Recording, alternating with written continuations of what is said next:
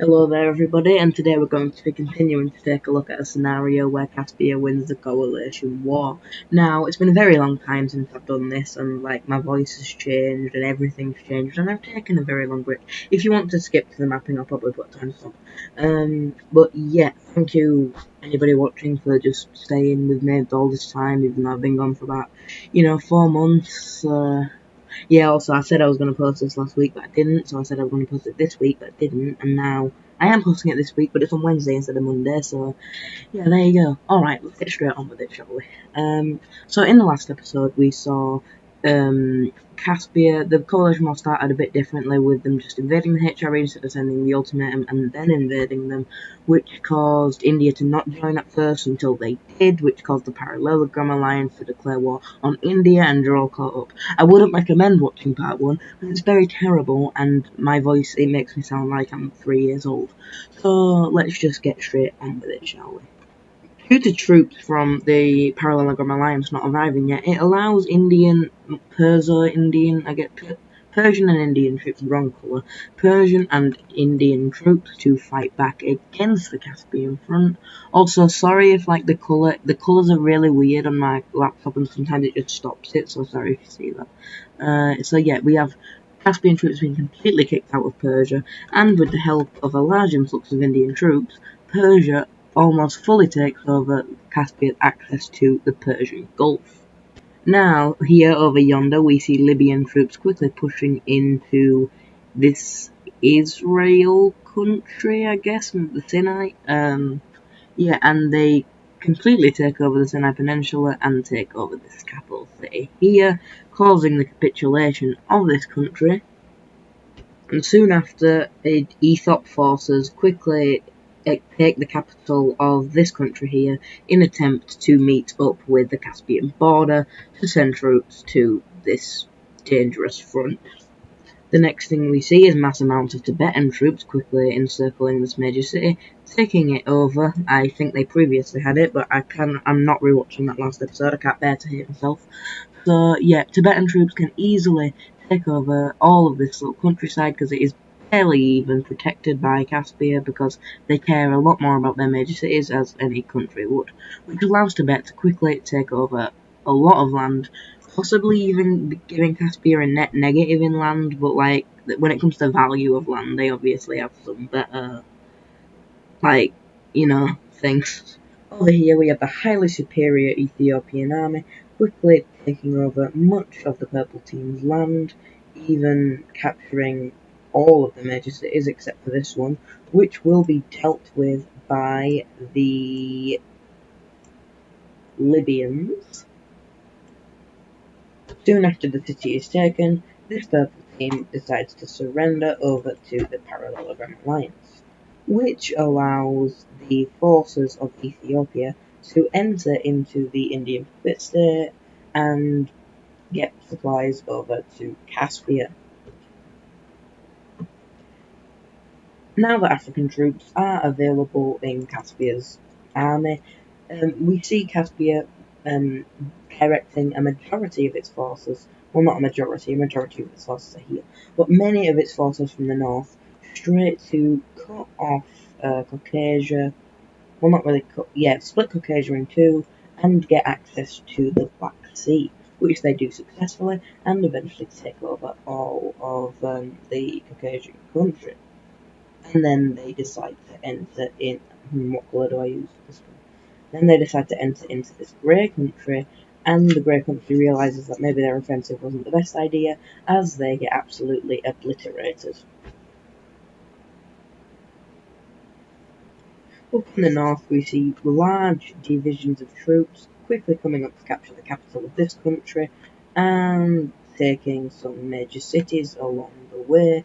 Although this country is extremely sparsely populated, so they can very easily just do that and force this country to surrender, meaning that the rest of the HRE is very cooked, as Caspian and, no, not really Caspian, there are a lot of Ethiopian troops here, quickly just take over this grey team without much effort whatsoever, eventually making them surrender.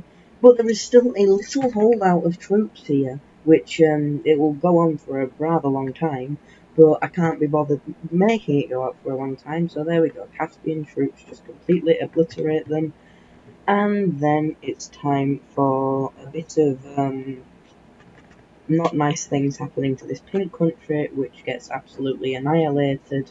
That colour looks really wrong, but from here it doesn't. And then these two countries are just like, you know what, we're good, like we'll just surrender. We don't really care. Do what you want, do as you will. So, well, that's what Caspia does. They accept the surrender of the HRE, but like, cause these two surrendered early, maybe they'll have like some special treatment.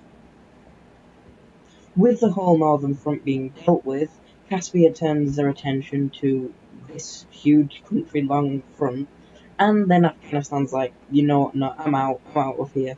Afghanistan first, we don't care about our allies, Afghanistan first. So, yeah, Afghanistan leaves the war, and they're this little part, I'm on the wrong layer, I'm on the wrong, these Afghanistan lands are retaken by Caspia, and now Caspian troops are flooding into this countryside controlled by Tibetan forces.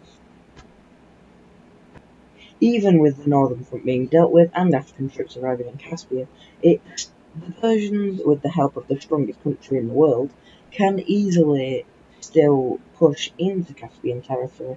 However, they cannot reach the puppet state of Caspia. Soon after this, we have then the Parallelogram Alliance getting an unlikely ally, which I can't be bothered putting a shape over, being Bangladesh, which pushes into India, and India is like, I can defeat these guys so easily, like, what are they doing? And then they realise, oh, I'm kind of fighting the entire fascist bloc, so, like, maybe I'm not really too focused on this. But they also push, the Bengalis also put, no, that's the same colour. No, I don't want to load into plugins. We have Bengalis also pushing up into Tibet, and Tibet calling out to their allies, China and the Gold Team, like, please, please, please, come help me. And then China's like, yeah, nah, we're good.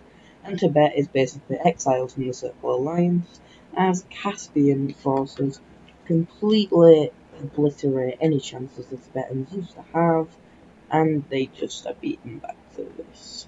Which is it's a nice holdout, it's the most important land that there is.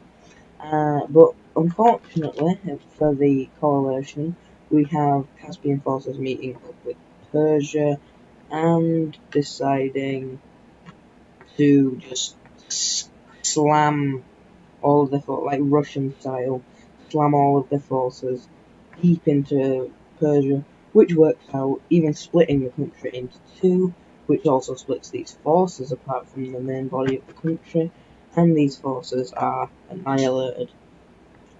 Now, they know that, Caspia knows that if they do a 1v1 with India, it will last forever. But if India has its own little internal struggles, maybe it could go away a little bit better for the Caspians. So the fascist bloc starts heavily funding a little rebellion from the country of Persindia. Caspia and Persindia have never had like the best relations, but they fought together in 2 world wars, so you know they've got decent relations, and they'd rather have this country than they would have India. So three main rebel groups pop up and they start to connect up with each other and instantly threaten the capital city of India. Now India is batshit terrified because they're fighting the strongest bloc in the world, and now they've just got a rebellion from the previous strongest country in the world. So India kind of realises that they're a bit cooked and decides to just pretty much abandon Persia, leaving Persia to just, you know, bang bang. And then these Persian forces are killed, and India's just like, Caspia decides, you know what, we'll just leave India to have their fun there, and let's focus on, say, Tibet. Forces have just landed in Bangladesh, not only from Ethiopia, but funnily enough, from Red Australia. It was also decided the coalition is in their best interest. And so this allows for Bangladesh to quickly push into India, but then that's the wrong colour, because I wasn't meant to make them push into India, I was meant to make them push into Tibet. But yeah, and they quickly sweep Tibet, taking these major cities which have for some reason been slightly erased, and well, Tibet, pretty much half the country, falls over to. It's not just Bangladesh. Obviously, Bangladesh couldn't do that, but there's also forces from Ethiopia, Chad, Libya, West Africa, Guinea, and Red Australia. So then, Tibet is a bit like, oh, okay, well, I'm just gonna go die now. Like, I'm pretty much dead. And they think correctly because Caspia just retook all of this land and is now charging into the Tibetan country at full speed. And I'm not even going to show it, it's an absolute slaughter. But yeah, and now it's just India versus this. So, have fun, India. As Caspian troops entering from Tibet, from Persia, even from Afghanistan, because that was part of them leaving the war treaty, were allowed to move troops through you. And then as Indian forces capture the capital of India, and India is just like, oh, what is happening? What happened to our country? We were the strongest country in the world, and then like they dead now. So yeah, we have India surrendering, and the war is, I think, officially over. I'm not missing anything. Yeah, the war is officially over. And here we have the peace treaty. We see Caspia fully annexing a lot of the countries around them. There's India coming back, taking over the capital of Persia, the previous old imperial puppet state here, and taking over the rest of India. Bangladesh being completely screwed over, basically just because I forgot to draw them in the peace treaty. Over here we have Libya annexing Israel and Ethiopia puppeting this part of Mesopotamia, and well, Caspia big now. These two countries have become fascist, basically puppets of Caspia, and well, I believe that is all for today. No, also Afghanistan.